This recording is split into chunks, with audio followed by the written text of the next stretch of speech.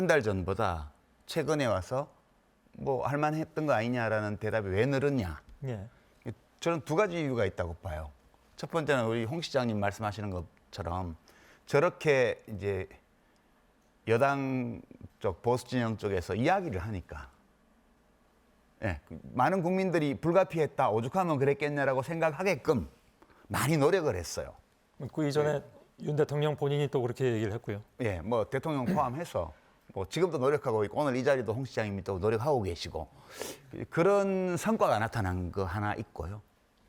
두 번째는 저 여론조사가 실제 민심을 반영하는 거냐에 대한 의문이 좀 있습니다, 저는.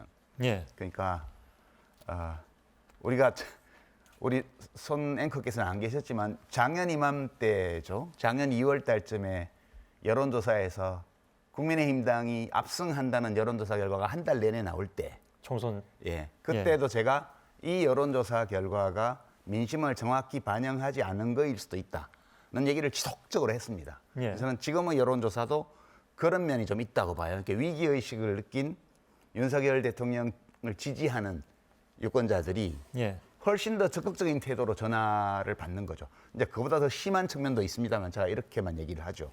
그 두 가지가 합쳐지면서 표면적으로 저렇게 국민들 중에서 이런 식의 헌법 파괴 행위조차도 괜찮은 행위였다고 생각하는 사람이 늘어난 것처럼 보이는 예. 이런 현상이 빚어졌고, 이거는 상당히 우리 민주주의의 앞날에 암운을 들이우는, 먹구름을 들이우는 그런 현상이다, 저는 그렇게 봅니다. 예. 그러니까 제가 두 가지를 말씀을 드린 예, 거예요. 예. 하나는 헌법 파괴 행위에 관한 논쟁을 정치적 호불호 논쟁으로 전환시키는데 일정 부분 예. 여권에서 성공한 면이 있고요. 다른 한편으로는 그 성공이 실제보다 더 돋보이게 만드는 예. 착시 효과도 또 있는 것 같다는 게 저의 예. 개인적인 진단입니다. 알겠습니다. 그런데 헌법 파괴라고 하는데 대통령이 비상대권에 계엄이 있습니다. 비상계엄이 있습니다. 헌법의 테두리 안에 비상계엄이 있고 그 비상계엄을 적절한 사유로 했느냐 안 했느냐, 그 문제는 나중에 헌법재판소에서 결정이 될 거예요. 그런데 그게 비상계엄을 했다고 해서 바로 내란죄를 들이부 씌우는 거, 그거는 처음에 민주당이 이제 그 논리로 갔거든요. 근데 나는 처음부터 계엄은 부적절했지만, 불법은 아니고 부적절했지만은 그게 내란죄로 가지는 않는다. 내란죄라는 거는 정권 탈취를 목적으로 하는 목적범이야, 내란 범죄는. 근데 대통령이 무슨 정권 탈취 목적이 있습니까? 그 목적 없어요. 그럼 두 번째, 폭동을 해야 돼. 폭동이라는 개념이 들어가야 되는데 이번 내란죄 폭동 개념에 들어갑니까? 그 폭동 개념에 들어가지 않아요. 폭동이라는 건 라이어트라고 하죠, 영어로. 예. LA 폭동 같은 거 한번 상정해봐요. 살인, 방화, 그거 하는 게 그게 폭동이에요. 우리나라 폭동 개념으로 내란죄가 인정된 거는 전노 12.12 사태뿐입니다. 내란죄로 인정이 되는 건 5.3 인천 사태, 옛날에 50 시절에 그것도 내란죄로 처벌 못했어요. 소요죄였습니다. 예. 우리 법에는 소란죄, 소동, 소란죄, 그 다음에 소요죄, 그 다음에 폭동죄가 있습니다. 3단계가 있어요. 그 3단계가 있는데 첫 단계 소란죄, 이거는 경범죄 처벌법에 해당돼요. 예. 소요죄는 형법에 있어요. 근데 소요를 넘어서서 폭동으로 가는 거는 살인, 방화, 정기관을 무력화시키는. 근데 이번에 내란 한번 보세요. 내란죄 해가지고 탱크를 동원해가지고 정관공서를 막은 일이 있습니까? 그냥 군인들 나와갖고 하는 신용하다가 2시간 만에 끝나버렸죠. 그건 폭동 아니에요. 폭동이라는 것은 형법상 한 지방의 사회적 평온을 해치는 그런 행위라야 폭동입니다. 예, 알겠습니다. 폭동 행위 자체가 없었기 때문에 예. 처음부터 나는 내란죄가 안 된다. 단지 이거는 직권 남용은 문제가 될 것이다. 처음부터 그 이야기를 했어요.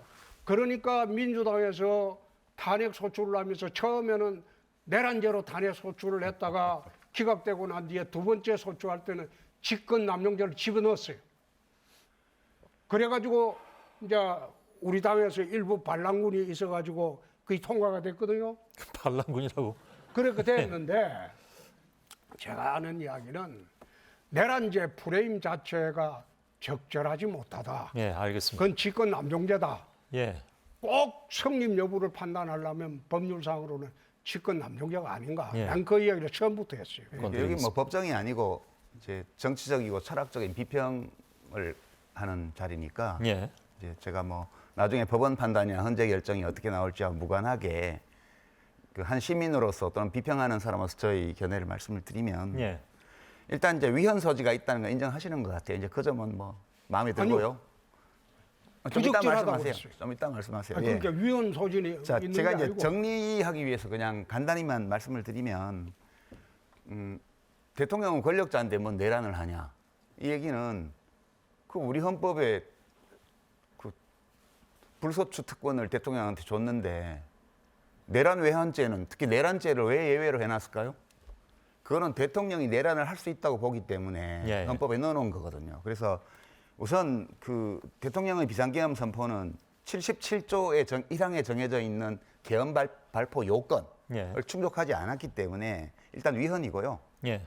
그다음에 비상계엄이 선포된 때는 영장 없이 체포하는 거, 언론 출판 집회 결사의 자유나 정부 법원의 권한에 대해서는 특별한 조치를 할 수 있어요. 헌법 제77조 3항에 따라서. 예. 국회에 대해서는 계엄법에도 못하게 돼 있고 헌법에도 못하게 돼 있습니다. 근데 대통령이 비상계엄 선포 담화에서부터 국회가 범죄자의 소굴이 돼 있고 얘네들이 국정을 마비시키고 이렇게 있기 때문에 이 문제를 해결하기 위해서 비상계엄을 발표한다고 얘기를 했어요. 그러니까 처음부터 목표가 국회였고요. 그다음에 군대를 동원을 해서 국회를 봉쇄를 했고 경찰을 동원해서 국회의원을 체포하려고 그랬고요. 계엄법에 비상계엄이 합법적인 경우에도 국회의원의 불체포 특권은 유지하도록 계엄법에 명시되어 있습니다. 예. 그러니까 이게 헌법 위반은 너무 명백하고 계엄법에도 위반돼요. 절차 위반은 제가 말 안 하겠습니다. 뭐 국무회의 제대로 안 열었다든가 회의록 뭐 안 나중에 또 얘기가 남겼다든가 나올 이런 겁니다. 거 예. 다 넘기고요.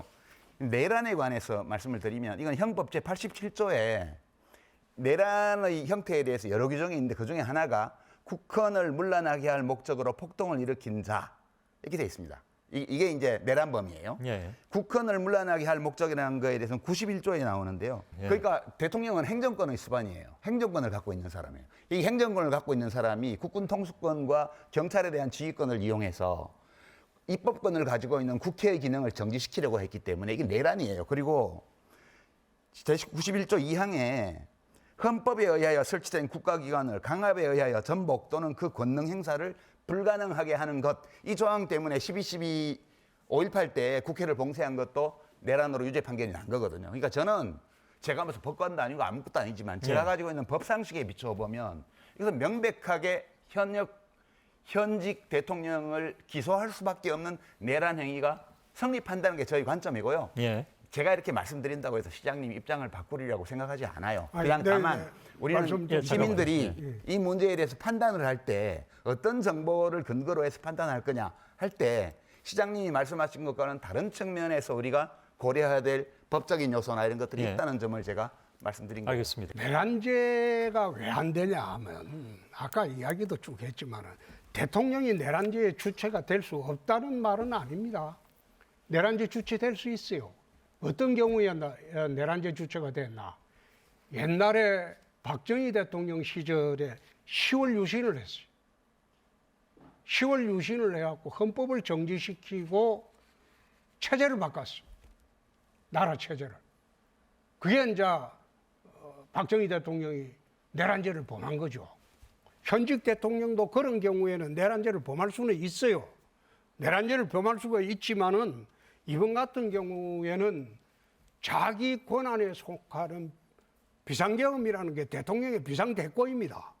헌법이 인정한 비상대권을 자기가 선포를 했는데 그게 적절했냐 부적절했냐 그 문제지 이게 불법이냐 아니냐 그 문제는 나는 아니라고 보는 겁니다. 네, 뭐. 예.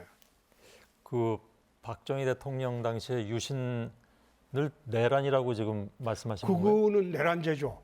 왜 그러냐면 국가 비상사태를 선포하고 예. 그 당시 헌법을 정지했거든요. 예. 국회를 해산하고 국회 해산하고 예.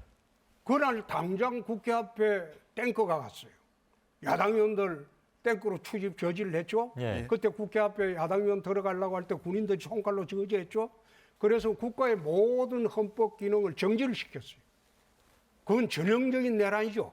예. 그러니까 지금 이 차이가 없어요. 똑같은 거예요. 똑같은 건데 뭐가 차이가 나냐 하면 박정희 대통령은 현직 대통령이 친위 쿠데타라는 우리가 학술적으로는 친위 쿠데타, 친위 쿠데타. 형법상으로는 내란을 일으켜서 헌정 질서를 파괴를 하고 예. 독재 권력을 구축하는 데 성공했기 때문에 그 성공한 내란에 대해서는 그 사람이 권좌에 있는 동안은 처벌이 불가능해요. 예. 그래서 처벌을 안 받은 거고요. 이 경우는 국회를 의 기능을 정지시키고 그다음에 이 국회를 해산할 근거를 찾기 위해서 선관위를 침탈하고 부정선거에 대한 부정선거 음모론을 믿고요. 예. 그렇게 해서 만반의 준비를 하고 했는데 시민들이 너무 일찍 와서 막아버리고 국회의원들이 빨리 들어와서 이 해제 요구 결의를 했기 때문에 이걸 못한 거예요. 실패했기 때문에 지금 처벌받게 된 거거든요. 원래요 내란범은요 성공하면 처벌 안 받아요. 실패한 내란범만 처벌받는 것이고 정확히 박정희 대통령은 성공한 내란범이 처벌받지 않은 경우, 예. 윤석열 대통령은 실패한 내란범이 처벌받는 경우 두 개를 우리 현대사에서 다 경험하는 거예요.